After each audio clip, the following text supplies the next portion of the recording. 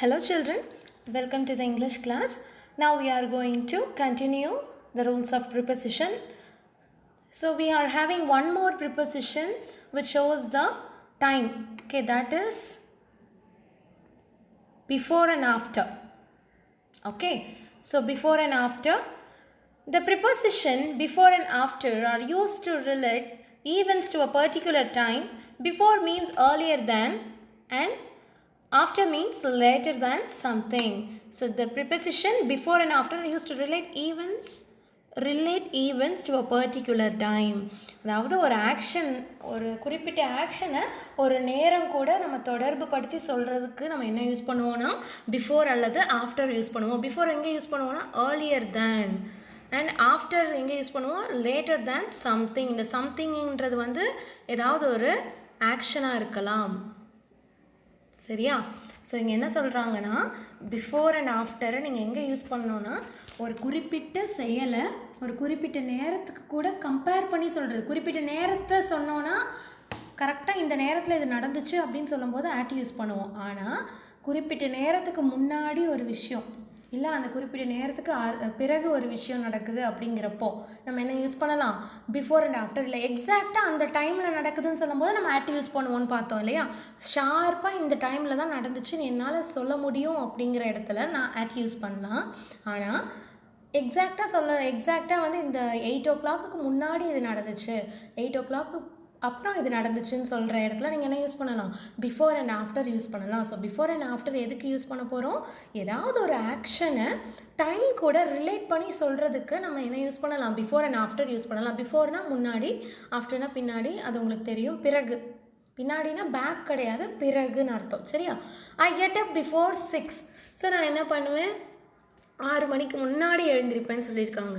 எக்ஸாக்டாக வந்து 6 o'clockன்னு சொல்லலை, இல்லைனா எக்ஸாக்டாக என்ன டைமுன்னு சொல்லலை. ஆனால் என்ன சொல்லியிருக்காங்க 6 மணிக்கு முன்னாடியே நான் எழுந்திரிச்சிருவேன் அப்படின்னு ஜென்ரலாக சொல்லியிருக்காங்க. ஸோ அதனால் ஒரு ஆக்ஷன், கெட்டப்புங்கிறது ஒரு ஆக்ஷன். அந்த ஆக்ஷனை இந்த 6 o'clock கூட ரிலேட் பண்ணி சொல்கிறனால இங்கே பிஃபோர் யூஸ் பண்ணியிருக்காங்க. அடுத்த எக்ஸாம்பிள் பாருங்கள். She returned before Monday. So அவள் மண்டேக்கு முன்னாடி வந்துடுவா. மண்டேக்கு முன்னாடி அது என்ன டேன்னு உங்களுக்கு ஸ்பெசிஃபிக்காக சொல்லலை. என்ன டேன்னு சொல்லியிருந்தாங்கன்னா நம்ம ஆன் யூஸ் பண்ணியிருக்கலாம். ஆனால் என்ன டேன்னு ஸ்பெசிஃபிக்காக சொல்லலை, மண்டேன்னு சொல்லலை, மண்டேக்கு முன்னாடி வருவாங்க அப்படின்னு சொன்னனால பிஃபோர் யூஸ் பண்ணியிருக்கோம். அடுத்தது they came here after 8 o'clock. இங்கே 8 o'clock வந்திருக்கு, கிளாக் டைம்னாலே நம்ம அடுத்து தானே யூஸ் பண்ணுவோம் நீங்கள் கேட்கலாம். ஆனால் இங்கே எக்ஸாக்டாக 8 o'clock சொல்லலை. அவங்க என்ன சொல்கிறாங்க ஆஃப்டர் 8 o'clock, 8 மணிக்கு பிறகு அவங்க வருவாங்கன்னு சொல்லியிருக்காங்க. அப்போ டைம் அல்லது ஒரு டேட்டை எக்ஸாக்டாக சொல்லும்போது நீங்கள் என்ன யூஸ் பண்ணலாம் அட் ஆர் ஆன் யூஸ் பண்ணலாம். ஆனால் இங்கே வந்து எக்ஸாக்டாக சொல்லலை, கொஞ்சம் அந்த ஆக்ஷன் முன்னாடி பின்னாடி நடக்குது அப்படின்னு சொல்லும்போது நீங்கள் பிஃபோர் ஆர் ஆஃப்டர் யூஸ் பண்ணலாம். Next we went to Paris 4 years after our marriage. So marriage, அந்த மேரேஜை மட்டும் சொன்னாங்கன்னா நீங்கள் வந்து ஆன் யூஸ் பண்ணலாம். ஆனால் இவங்க மேரேஜ் மட்டும் சொல்லலை, மேரேஜ் நடந்த நாளை சொல்லலை, மேரேஜ் நடந்து 4 வருஷத்துக்கு அப்புறம் தான் அவங்க வந்து பாரிஸ் போனாங்கன்னு சொல்லும்போது இது வந்து அக்யூரேட்டாக சொல்லாதனால நம்ம ஆஃப்டர் யூஸ் பண்ணுறோம். ஓகேவா? நெக்ஸ்ட் இப்போ நம்ம வந்து ப்ரிப்போசிஷன் ஆஃப் டைம் பார்த்தாச்சு. இப்போ ப்ரிப்போசிஷன் ஆஃப் பிளேஸ் பார்க்க போகிறோம். நான் ஏற்கனவே உங்களுக்கு சொன்னது தான், same prepositions might come in place as well as time. சில ப்ரிப்போசிஷன், சேம் ப்ரிப்போசிஷன் டைமை குறிக்கிறதாகவும் வரும், பிளேஸை குறிக்கிறதாகவும் வரும்.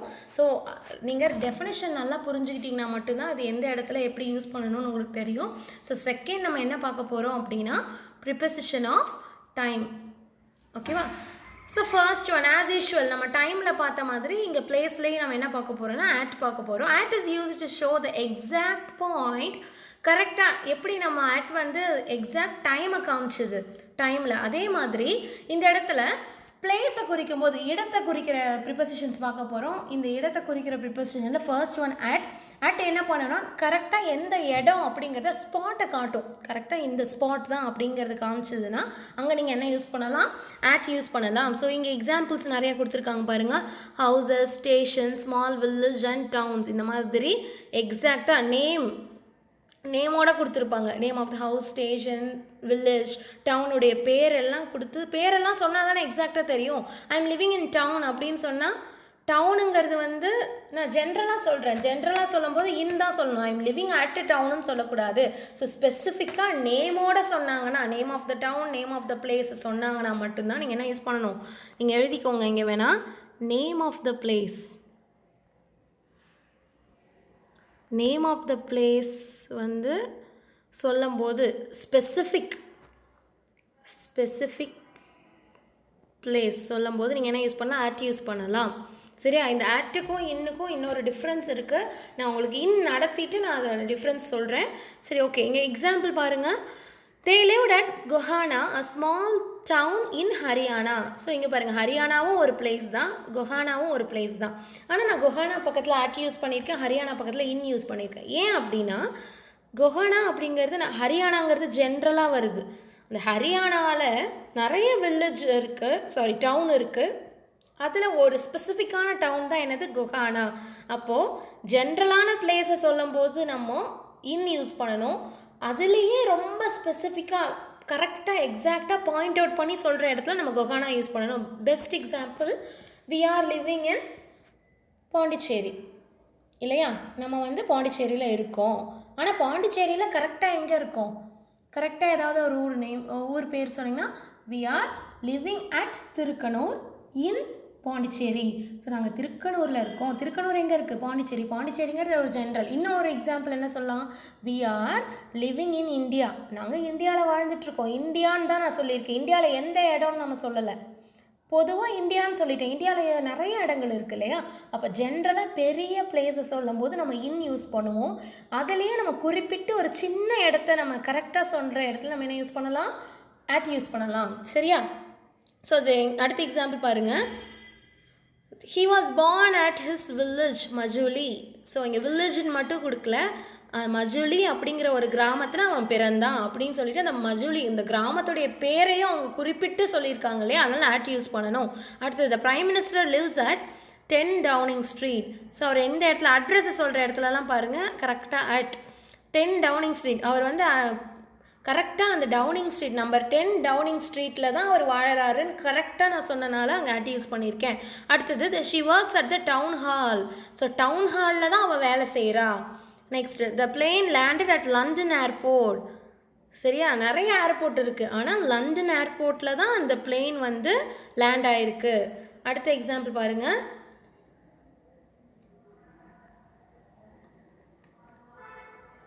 The train stopped at New Delhi railway station. Okay, the train stopped at railway station சொல்ல முடியாது. சரியா? கரெக்டாக என்ன சொல்லியிருக்காங்க, நியூ டெல்லி ரயில்வே ஸ்டேஷனில் தான் ட்ரெயின் ஸ்டாப் ஆகிருக்குன்னு சொல்லிட்டு ரொம்ப ஸ்பெசிஃபிக்கான பிளேஸை சொல்கிறனால நம்ம அங்கே என்ன யூஸ் பண்ணியிருக்கோம், அட் யூஸ் பண்ணியிருக்கோம். ஸோ இப்போ இது வரைக்கும் நம்ம பார்த்ததுலேயே நம்ம தெரிஞ்சுக்கிட்ட ஒரு விஷயம் என்னென்னா, அட் அப்படிங்கிறது குறிப்பிட்ட நேரத்தை சொன்னாலும் அட் யூஸ் பண்ணுவோம். கரெக்டான நேரம், எக்ஸாக்டான டைமை சொன்னாலும் நீங்கள் அட் யூஸ் பண்ணணும். எக்ஸாக்டான பிளேஸை சொன்னாலும் நீங்கள் என்ன யூஸ் பண்ணணும், அட் யூஸ் பண்ணணும். அந்த எக்ஸாக்டான பிளேஸ் வந்து கரெக்டாக இருக்கணும், மாறக்கூடாது. சரியா? அடுத்தது இன் பார்க்க போகிறோம். So in is generally used when the reference is not at any specific place ன்னு சொல்கிறாங்க. ஸோ இங்கே பாருங்கள். ஸோ நான் அங்கே சொன்னபோது அட் வந்து ஸ்பெசிஃபிக் பிளேஸ்ன்னு சொன்னோமா, அட் வந்து ஸ்பெசிஃபிக் பிளேஸ். இன் வந்து எப்படி கொடுத்துருக்காங்க பாருங்கள். இன் is generally used when the reference is not to any specific place or to the names of large cities, countries, continents, etc. So என்ன சொல்கிறாங்க, பெரிய பெரிய இடங்களை குறிக்கும் போது நீங்கள் யூஸ் பண்ணலாம். ரொம்ப ஸ்பெசிஃபிக்காக குறிப்பிட்ட இடத்துல நீங்கள் சொல்லலை, சின்ன இடத்த சொல்லலை, ஸ்பெசிஃபிக்கான இடம் கிடையாது. அதுக்கு பதிலாக நீங்கள் எங்கே யூஸ் பண்ணலாம், பெரிய பெரிய இடங்களை சொல்லும் போது நீங்கள் இன் யூஸ் பண்ணலாம். Names of large cities, countries and continents, பெரிய பெரிய இடத்த சொல்லும் போது நீங்கள் இன் யூஸ் பண்ணலாம். நீங்கள் எக்ஸாம்பிளை பார்த்தாலே உங்களுக்கு நல்லா புரிஞ்சிடும். சரியா? ஸோ பாருங்கள், first one, many people in India live in villages. So இங்கே வில்லேஜுங்கிறது வந்து நான் ஜென்ரலாக தான் சொல்கிறேன், எந்த வில்லேஜுன்னு சொல்லலை, அதனால் இன் யூஸ் பண்ணியிருக்கேன். அடுத்தது, இந்தியாங்கிறது ரொம்ப பெரிய ஒரு இடம் இல்லையா, கண்ட்ரி, அதனால் நம்ம இன் யூஸ் பண்ணியிருக்கோம். Next, they use to live in Bangalore. பெங்களூரில் வந்து வாழறாங்கன்னு சொல்லியாச்சு. பெங்களூரில் எந்த இடம்னு எக்ஸாக்டாக சொல்லலை. சரியா? அப்போ பெரிய ஒரு இடத்த சொல்லிட்டோன்னா அங்கே என்ன யூஸ் பண்ணணும், இன் யூஸ் பண்ணணும். ஓகேவா? இப்போ பாருங்கள், இதுதான் சாரி, இது இந்தியா இல்லை, நீங்கள் இந்தியான்னு கன்சிடர் பண்ணிக்கோங்க இந்த சர்க்கிள். இது ஒரு சின்ன சர்க்கிள். சரியா? இப்போது ஜென்ரலாக இந்த இடத்துல சொல்கிறதுக்கு வந்து நீங்கள் இன் யூஸ் பண்ணணும். உள்ள ஸ்பெசிஃபிக்காக சொல்கிற இடத்துல அட் யூஸ் பண்ணணும். சரியா? ஜென்ரலாக இருக்கிற இடத்துல இன் யூஸ் பண்ணணும், ஸ்பெசிஃபிக்காக இருக்க இடத்துல நீங்கள் அட் யூஸ் பண்ணணும். சரியா? அடுத்த எக்ஸாம்பிள் பாருங்கள். The Indians live in India. Indians வந்து இந்தியாவில் வாழறாங்க. They lived in Europe for 10 years. Okay, ஈரோப்பில் அவங்க 10 வருஷம் வாழ்ந்தாங்க. ஸோ அங்கே வந்து ஈரோப்புங்கிறது பெரிய ஒரு காண்டினென்ட் இல்லையா? ஏஷியா, ஈரோப் அப்படின்லாம் பெரிய காண்டினென்ட். ஈரோப்பில் வாழ்ந்தாங்கன்னு சொல்கிறோம். ஈரோப்பில் எந்த இடத்துல வாழ்ந்தாங்க, எந்த நாட்டில் வாழ்ந்தாங்க, எந்த டவுனில் வாழ்ந்தாங்க, எந்த சிட்டியில் வாழ்ந்தாங்கன்னு ஸ்பெசிஃபிக்காக சொன்னாங்க அப்படின்னா நீங்கள் என்ன யூஸ் பண்ணலாம்? அட் யூஸ் பண்ணலாம். இல்லை ஜென்ரலாக சொன்னாங்க அப்படின்னா நீங்கள் இன் யூஸ் பண்ணலாம். ஓகேவா? அடுத்தது ஆன் பார்க்குறோம். இந்த மூணுமே பாருங்களேன், நம்ம ஏற்கனவே வந்து டைமில் பார்த்தது தான். ஆனால் பிளேஸில் எப்படி மாறுதுன்னு பாருங்கள். On is use to indicate a particular area of land or place where something is. So particular area. So இங்கே பாருங்கள், எக்ஸாம்பிள் பாருங்கள். இங்கே பர்டிகுலர் ஏரியான்னு சொல்கிறாங்க. இப்போ நம்ம எப்படி டைமில் வந்து ஒரு டேட்டு ஒரு டே குறிக்கும்னு சொல்லி பார்த்தோமோ, அதே மாதிரி பிளேஸை குறிக்கும் போது particular area of land or place where something is. சரியா? ஏதோ ஒரு இது ஒரு குறிப்பிட்ட லேண்டில் இருக்குது அப்படின்னு சொல்லும்போது he spend a few days on an island. இங்கே வந்து ஐலாண்டுங்கிறது ஒரு சின்ன தீவு. சரியா? ஆனால் என்ன island, name of the island கொடுத்துருந்தா நீங்கள் ஆட் யூஸ் பண்ணியிருக்கலாம். நேம் ஆஃப் த ஐலாண்டு கொடுக்காம ஸ்பெசிஃபிக்கான ஒரு இடத்த சொல்லியிருந்தாங்கன்னா புரியுதா உங்களுக்கு? ஆணுக்கும் அட்டுக்கும் இருக்கிற டிஃப்ரென்ஸ் என்னன்னு பார்த்தீங்கன்னா, அட்டுனா கரெக்டாக என்ன இடம் அப்படின்னு சொல்லிட்டு நேம் ஆஃப் த பிளேஸ் கண்டிப்பாக கொடுத்துருப்பாங்க. சின்ன இடமா இருந்தாலும் நேமை கொடுத்துருப்பாங்க. ஆனால் ஆண் அந்த மாதிரி கிடையாது. நேம் கொடுக்க மாட்டாங்க. நேமை கொடுக்காம பர்டிகுலர் ஏரியா ஆஃப் த லேண்டில் மட்டும் சொல்லுவாங்க. இங்கே என்ன ஐலாண்டு, மால்தீவ்ஸா இல்லை லக்ஷத்வீபா, எதுவுமே சொல்லலை. இது சொல்லாமல் என்ன சொல்லியிருக்காங்க? He spend few days on an island. ஐலாண்டுங்கிறது ஸ்மால் பிளேஸ் தான். ஐலாண்டுங்கிறது ஒரு ஸ்மால் பிளேஸ். அண்ட் ஐலாண்டுங்கிறது சிங்குலர் இல்லையா? ஸ்மால் பிளேஸ் தான். ஆனால் வித்தவுட் நேம். இங்கே எழுதிக்கோங்க. It refers on refers small places without name. Name எங்கேப்பா யூஸ் பண்ணுவோம்? ஸ்பெசிஃபிக்காக சொல்கிற இடத்துல தான் நேம் யூஸ் பண்ணுவோம். எதுக்கு நமக்கெல்லாம் பேர் வைக்கிறாங்க? அனிமல்ஸ்க்கெல்லாம் நேம் இருக்கா? ஒவ்வொரு அனிமலுக்கும் நேம் இருக்கா? மங்கி இருக்குது. மங்கியில் நிறையா இருக்குது. ஆனால் ஒவ்வொரு மங்கிக்கும் வந்து நேம் நமக்கு இருக்க மாதிரி நேம் இருக்கா? இல்லை. ஜென்ரலாக நம்ம கேட்டகரைஸ் பண்ணி வச்சுருக்கோம் இல்லையா? அப்போது நம்ம நேம்னு சொன்னாலே குறிப்பிட்டு யாரையாவது பேரோ ஒரு இடத்தையோட பேரெல்லாம் சொன்னேன்னா நீங்கள் ஆட் யூஸ் பண்ணிக்கலாம். அதே சின்ன இடத்துக்கு பேரை சொல்லாமல் நான் வந்து ஒரு தீவில் வாழ்ந்தேன், நான் வந்து ஒரு இடத்துல நதிக்கு பக்கத்தில் வாழ்ந்தேன், இந்த நதி எனக்கு ரொம்ப பிடிக்கும் அப்படின்னு சொல்லிட்டு நான் நேம் ஆஃப் த பிளேஸோ நேம் ஆஃப் த திங்ஸை நான் சொல்லாமல் இருந்தேன் அப்படின்னா நாங்கள் அங்கே என்ன யூஸ் பண்ணிக்கலாம்? ஆன். ஆனால் ஆனும் சின்ன இடத்துக்கு தான் யூஸ் பண்ணணும். He spend few days on an island பார்த்தோமா. அடுத்த எக்ஸாம்பிள் பாருங்கள். He worked on a farm for some time. எல்லாமே சிங்குலராக தான் கொடுத்துருக்காங்க. A farm. சரியா? ஏன் இங்கே வந்து ஆன் யூஸ் பண்ணியிருக்காங்க? என்ன ஃபார்ம்னு சொல்லலை. என்ன ஃபார்ம் அது? அனிமல் ஃபார்மா இல்லை வந்து வேறு என்ன ஃபார்ம்? அனிமல்லையே என்ன ஃபார்ம் அது? இப்போ நிறைய ரேபிட்டுக்கெலாம் ஒரு ஃபார்ம் இப்போ வந்து யூஸ் பண்ணிகிட்ருக்காங்க. இல்லை வந்து அது என்ன சிக்கன் ஃபார்மா? என்ன ஃபார்ம்னே சொல்லலை இல்லையா? ஜென்ரலாக வந்து ஃபார்ம்னு சொல்லிட்டாங்க. அப்போ நேம் ஆஃப் த ஃபார்ம் கொடுத்துருந்தாங்கன்னா நீங்கள் ஆட் யூஸ் பண்ணணும். நேம் கொடுக்காம ஜென்ரலாக கொடுத்துருந்தாங்கன்னா, ஜென்ரலாக வந்து ஸ்மால் பிளேஸை கொடுத்துருந்தாங்கன்னா நீங்கள் என்ன யூஸ் பண்ணணும்? ஆன் யூஸ் பண்ணணும். அடுத்த எக்ஸாம்பிள் பாருங்கள். They built their house on a beautiful piece of land. So அவங்க வீடு கட்டினாங்க. எங்கே கட்டினாங்கன்னா பியூட்டிஃபுல் பீஸ் ஆஃப் லேண்டுன்னு சொல்லியிருக்காங்க. இவங்க வீடு கரெக்டாக வந்து இங்கே வந்து சென்னையில் கட்டினாங்க. சென்னையில் வந்து ராயபுரம் அங்கே இடத்துல கட்டினாங்கன்னு சொன்னால் நீங்கள் ஆட் யூஸ் பண்ணலாம். நேம் ஆஃப் த பிளேஸை கொடுக்காம ஒரு அழகான நிலத்தில் அவங்க வீடு கட்டினாங்கன்னு ஜென்ரலாக சொல்லியிருக்காங்க. சரியா? இப்போ வீடு வந்து பெரிய பெரிய வீடாக இருந்தாலும் ஒரு சின்ன ஒரு குறிப்பிட்ட இடத்துல தான் கட்ட முடியும் இல்லையா?